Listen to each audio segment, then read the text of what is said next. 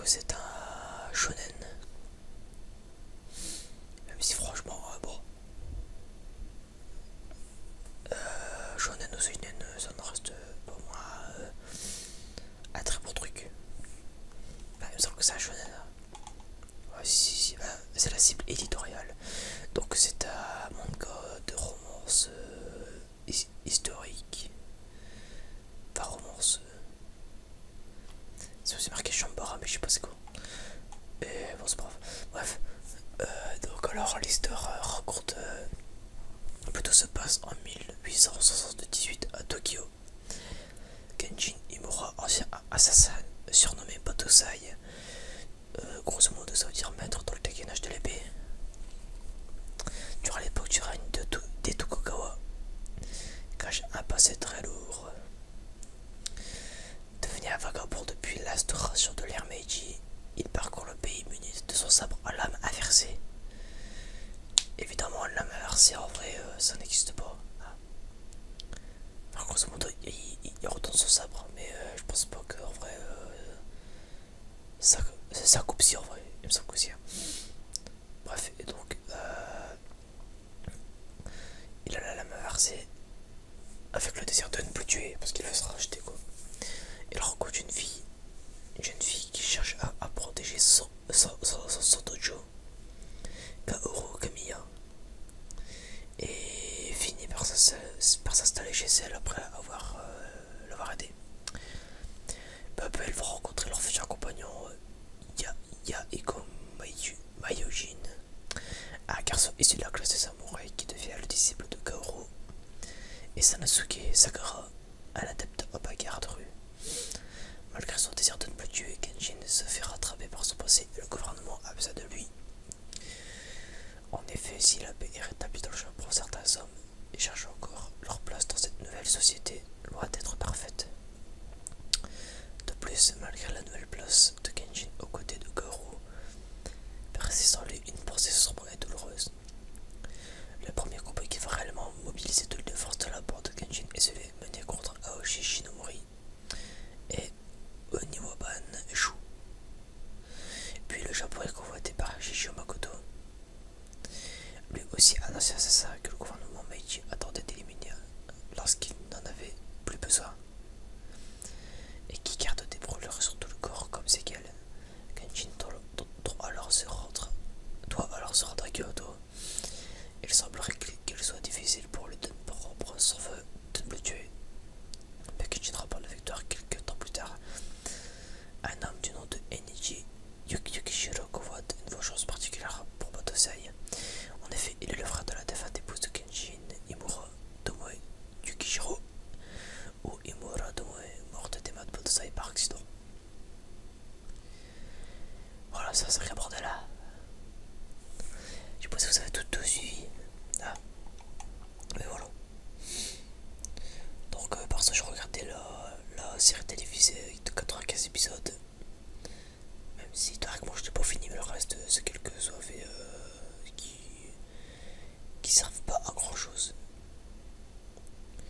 Je regardais en VF parce que la VF, à l'époque où je commençais je regarde en VF. Et pour ça je trouve que la VF allait. Parce que je me souviens, les voix elles étaient très bien. Et c'était très bien traduit, donc faut pas y aller. Donc elle est sortie de 1996 à 1998. Voilà. Donc ensuite, que dire sur Kenshin. Alors c'est un ami qui m'a...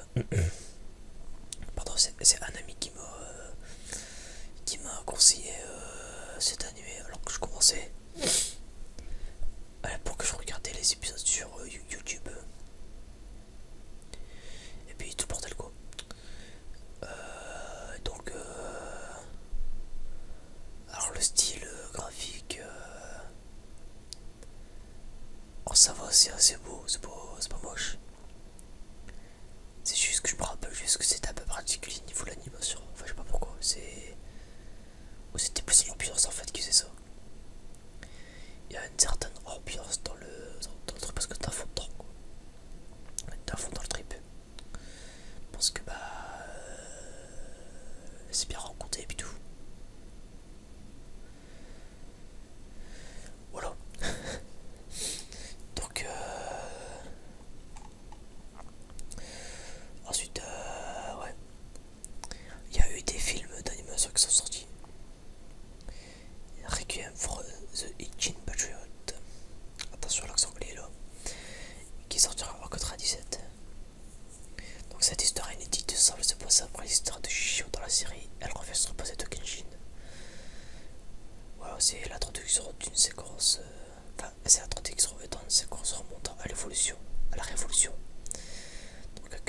Kenji et ses amis rencontrent un groupe de personnes décidées à renverser le gouvernement actuel par la force. Le film peut être considéré comme un grand épisode. Cela signifie que l'on retrouve les personnages principaux de la série sans présentation. Il est donc recommandé de connaître la série ou éventuellement le manga pour le visionner. Cet animé ne proposera à nouveau et permet juste aux héros de la série de se retrouver ensemble dans le même film. Voilà. Ensuite, le New Kyoto Arc. La première partie intitulée Rurouni Kenshin Yoku. C'est un truc en deux parties. Putain, ah oui, c'est vraiment récent, 2011 et 2012. J'avais pas vu. Et donc, ensuite il y a eu des OAV. Il y en a eu un seul OAV. Mais en deux parties.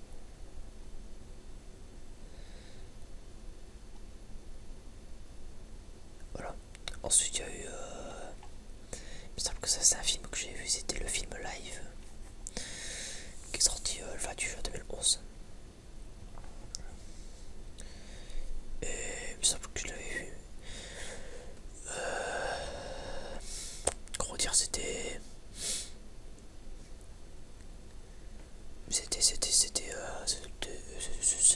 bien. Ensuite, parce que je l'ai, il y a eu une autre adaptation. Donc, Rurouni Kenshin Kyoto Taika-en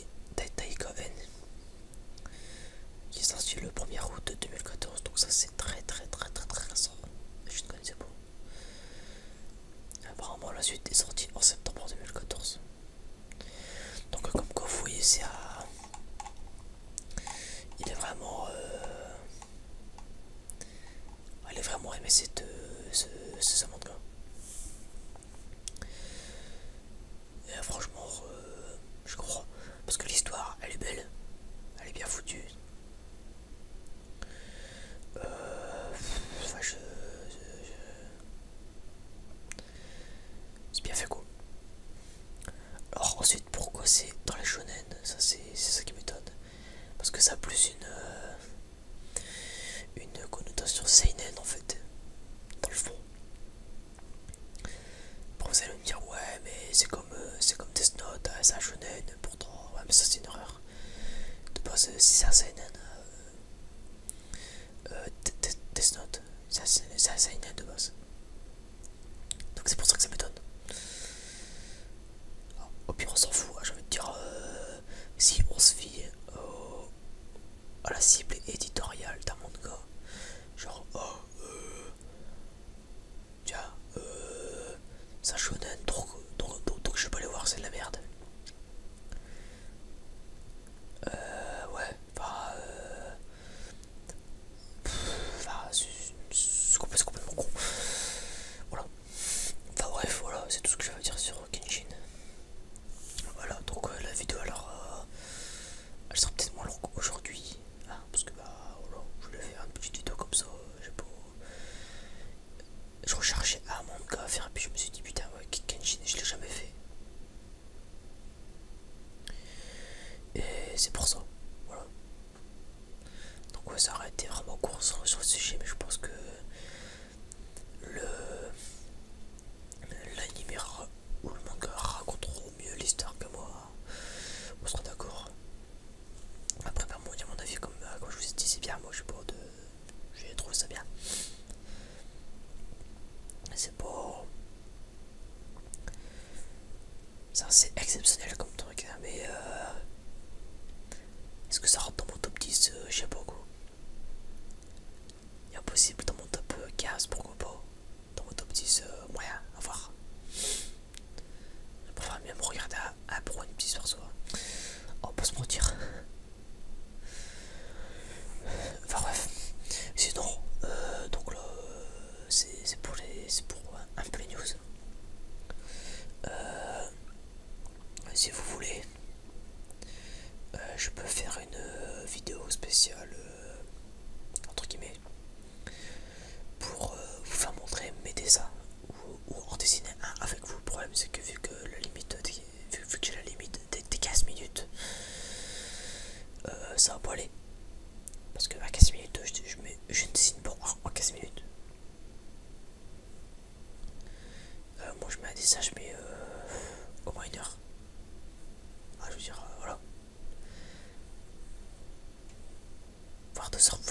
heures des fois. C'est pour ça. Après ça dépend ce que je dessine quoi. Je veux dire, si je dessine un corps et puis tout, ouais, j'ai clairé. Mais non, ouais. Alors, dites-moi si ça vous intéresse de voir mes dessins que j'ai dessinés. Évidemment, c'est mes dessins, je les ai pas dessinés maintenant. Ouais, donc ouais, les dessins que j'ai dessinés. Donc il y en a, ils sont franchement, je trouve qui claquent. Il y en a, ils sont moins bien faits. Il y en a qui sont moches. Et je le dis. Voilà, je sais pas. Mais je pense qu'en faire un avec vous en direct, ça serait mieux. Donc là ou l'autre, c'est comme vous voulez. Le problème, c'est que si j'en dessine un avec vous, ça sera.